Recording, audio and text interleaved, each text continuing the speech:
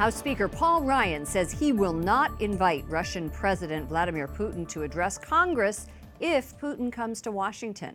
Speaker Ryan says the ceremonial speech to Congress is something we reserve for allies.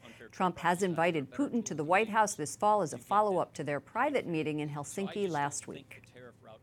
Joining me is Representative Francis Rooney, Republican from Florida, and the former U.S. ambassador to the Holy See. Welcome back to the program. Thanks for having me back on, Lauren. There's already talk of another proposed summit between President Trump and President Putin. As a former U.S. ambassador to the Holy See, do you see that as advisable? I absolutely do. You know, being a diplomat, I believe in dialogue. And we had dialogue with the Soviet Union all through the Cold War, which ultimately led to some very productive results. So I don't have any problem with the second summit. I just want to make sure we accomplish some tangible objectives concerning other problem spots in the world with the summit. But how are we going to know that? The last high-level meeting between Trump and Putin, they didn't use transcripts, nothing was released, and it was only in private with translators present.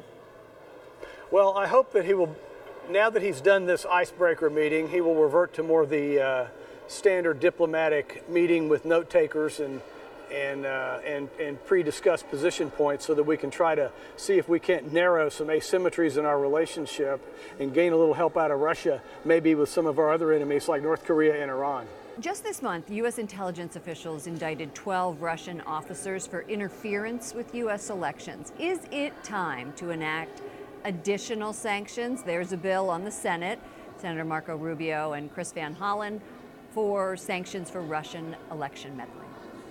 Yeah, I definitely think it is, you know, and I was involved with the effort to strengthen the Magnitsky Act last year. I think that Russia needs to pay a price for its meddling in the United States, just like they need to pay a price for their hegemonic aggression in the Ukraine. Is there anything that can be done ahead of the upcoming elections? Tell us about what Florida has done to guard against election meddling.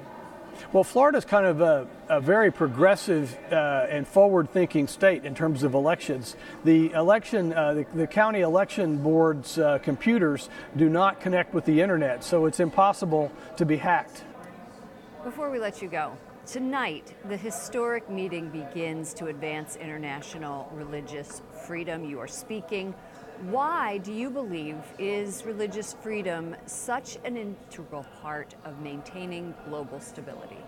Well, as we used to say in the Vatican, religious freedom's the first freedom. If you don't have religious freedom, it's pretty hard to sustain freedom of assembly, freedom of speech, etc. And we know that religious freedom is under attack in many parts of the world, especially parts of it in East Asia and more importantly in the Middle East. This is a good opportunity to highlight these challenges to religious freedom and hear from Ambassador Gingrich as well as Archbishop Gallagher. When I spoke to Secretary of State Pompeo last week, I asked him, with religious freedom under attack in America, how can we take the moral high ground in promoting it across the world? I think that's a very good question. We have to be true to ourselves here as well. We have to resist anti-Semitism, these radical reactionary groups that, like in Charlottesville, and we have to be willing to denounce them and stand up for people's rights to practice their religion and be free. Representative Francis Rooney, Republican from Florida, former U.S. ambassador to the Holy See. Thank you for joining us.